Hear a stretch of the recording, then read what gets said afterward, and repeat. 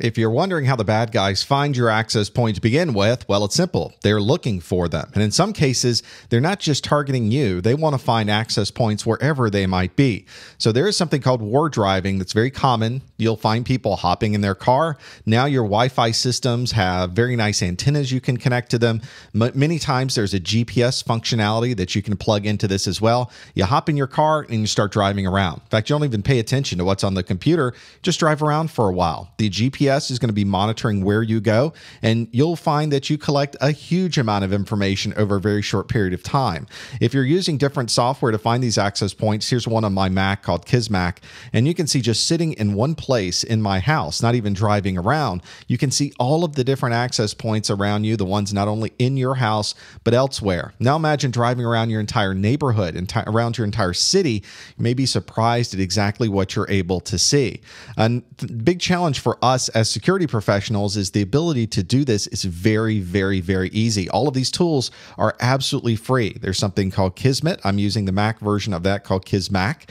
There is the wireless geographic logging engine. You'll find that at wigle.net, which allows you to take all of this data that you've created, that you found by driving around, and put it into a geographical database.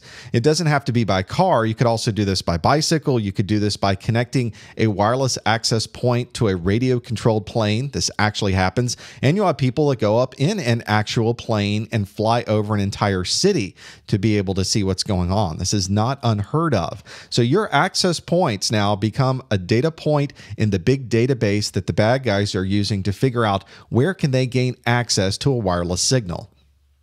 The results of all of this geographical data and GPS data, wireless information, all being combined together can create some very dramatic views of the world. You can start to see where people are finding access points, where there may be closed access points, open access points, and you can see exactly where you drove and where those access points were and how many you found. There is an amazing wealth of information out on the internet, some that's being used for good so that we know where these access points are and where you might be in relation to these access points, and some that might be used for bad. If you're looking for open access points and ways to break into people's networks, this is a very, very simple way to look at a map, go to a place, and see exactly what's going on with that wireless network.